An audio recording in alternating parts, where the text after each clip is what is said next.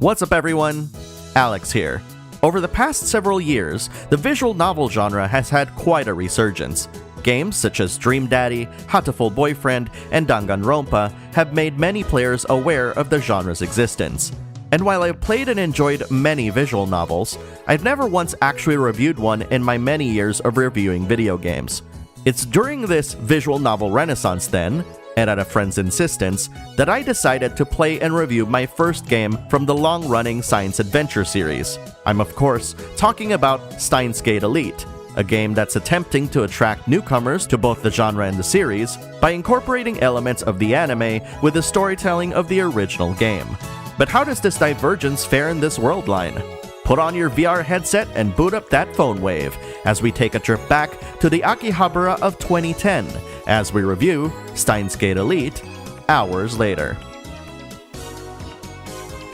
Steins Elite is a remake of Steins Gate, originally released in 2009, utilizing footage and artwork from the Steins Gate anime, released in 2011, as well as using music, voice work, and part of the text from the original game. The story follows the perspective of one Rintaro Okabe, Hyoin Kyoma, a self-proclaimed mad scientist who is chased after by an unknown organization for a myriad of different reasons, most of which is probably in his head. The mystery deepens, however, as events begin to unfold that don't make sense, leading to Rintaro Okabe realizing that he has stumbled into some form of time travel. Kyoma, along with resident hostage Mayuri, Otaku and Super Haka Daru, and Kyoma's assistant, Maki Kurisu, 違うわよ。っていうか何よその適当な紹介の仕方は。 begin conducting experiments in time travel with the help of their latest invention, the phone wave. Together, they form the members of the Future Gadget Lab as they descend into a tangled web of conspiracy and a good helping of science fact and science fiction that the science adventure series is known for. Because pure visual novels are more focused on telling stories rather than inventing cutting-edge gameplay, it's more important than ever to have a presentation that allows you to customize your viewing experience in multiple ways.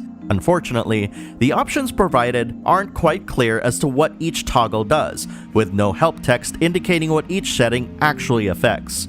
It's because of this that I went through the first 3 chapters of the game, on auto, feeling like these chapters were absurdly slow, not knowing that there's a way to force the game to display all of the spoken text immediately, similar to most subtitled anime, and shorten the delay between lines of text. By default, the spoken text crawls slowly to match the length of the spoken dialogue's delivery, leading to some weird moments where gasps or multi-word exclamations are sometimes slowly revealed as a word or two in English. 温められてるわ。 Despite having to alter the game's presentation with the options menu and replaying the game with it, I still found the first 3 chapters to be slower than the rest of the game's pacing. And while many have told me that Steins Elite is building up towards something great towards the end, it's quite frustrating for newcomers to be told to suck it up until the payoff happens. This reply can be so discouraging that I'm not sure how many people would drop off as a result. Instead, I want to offer a slight bit of a hint as to why this build-up has to happen this way, which does not spoil the game in any way. Many of the events, spoken dialogue, and scenes in these early chapters are given different contexts upon revisiting these in later chapters, completely altering the context of each scene and delivering more gravitas to each word of nonsense Kyoma spits out. Yes, even the Chunibyo nonsense Kyoma says morphs into something meaningful later on. The early chapters will sound banal, I can assure you, but crossing this early threshold, and even by reaching chapter 4, will you start seeing the story finally take shape.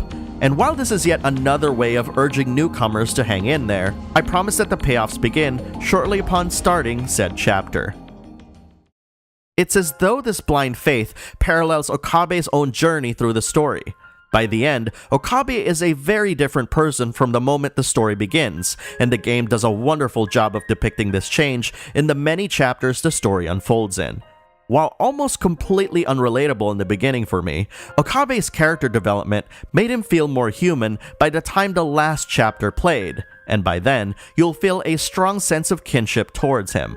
I found this to be a great representation of what the science adventure series is all about, being able to present complex real-world concepts while, at the same time, creating an environment that allows for substantial character growth. It's no wonder why many fans feel strongly for him. Most time travel stories are focused on changing the past to change the present, and I'd be lying if I said that that doesn't happen here. However, one subject that is often overlooked in these kinds of stories is how time traveling is a lonely and solitary experience. This feeling is used to great effect in the story, with moments where you'll genuinely feel for Okabe's plight. And while he's surrounded with people who are close to him, the story reminds us of why that doesn't matter in the short term, opting for its audience to instead focus on Okabe's tasks at hand. It is this trickery that the game asks us to conduct some logic kung fu here. Okabe has grown with us throughout the story, while certain characters have grown relative to the events that have transpired for them. In other words, they're barely getting the big picture because the big picture always changes. It is surprising then that despite this, the supporting characters do go through very engaging and interesting developments, which will make players feel a wide range of different emotions. The story has no shortage of interesting twists and turns, and for newcomers to the genre, you'd be surprised to learn how very little of the game's choices, by way of phone messages, actually matter in the end. It's through these sometimes confusing exchanges, thanks in part to Okabe's fantastical ramblings, that the characters give a hint to their inner motivations, and it becomes more apparent when the game finally gets around to addressing them individually. Thanks to kinetic movement delivered by the game's animation sequences, the urgency of each situation is heightened even more, and the stakes feel so much higher with every line of text. Some original animated sequences were made exclusively for Steins Gate Elite, and while I can't tell you which ones they are, let's just say that utilizing these animated sequences instead of the original stills really made the events feel more important. Steins Gate Elite's creator expressed his desire to evolve the visual novel genre and cited the Yarodora series of games as the remake's inspiration. Originally released in 1998, the Yarodora games featured high-quality animated sequences whose kinetic animations helped bring their stories to life. Interstitial text would provide insight into each character's motivations and thoughts, much like other visual novels of the time. The combination of the two provided an experience that feels closer to watching an anime than reading a visual novel, allowing for a viewing experience that is more familiar, albeit different, than your typical game in the genre. And that idea is very much represented in Steins Gate Elite. Accompanying each scene is a wonderful soundtrack from Takeshi Abo.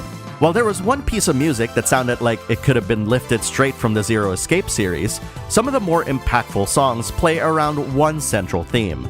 I've often admired composers who are able to change the feel of a central theme by slightly altering its instruments and tempo, and Takeshi Abo's songs are a masterful demonstration of this. Add to that some wonderful voice acting, whose emotions transcend its language barrier, and Steins Gate Elite feels like, pardon the phrase, a complete package, from top to bottom. Being the first visual novel I've ever reviewed, I found the task of talking about Steins Gate Elite to be both difficult and enriching. For one, I do agree with my friend that this is a great introduction to the science adventure series. However, I lament the many times when I've been told to keep pushing past the slow start. Despite still being discouraged by this, I pushed onward, and after more than 20 hours of reading and seeing the true ending, it's as though I've gone through a long journey alongside Okabe. Steins Gate Elite is a wonderful tale of time travel, friendship, and so much more that I cannot mention here. And while any subsequent playthrough won't be as impactful as my first time, I'll always remember Steins Gate Elite for the creative ways it weaved its story and how it slowly managed to grab hold of my attention, ultimately ending in a fitting Ragnarok that I still think about as I'm making this review. El Sai Kongru.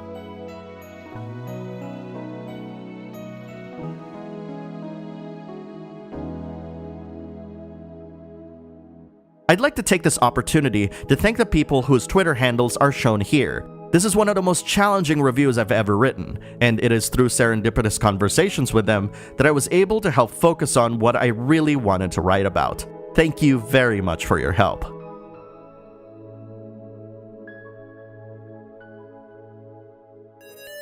Thanks for watching this video.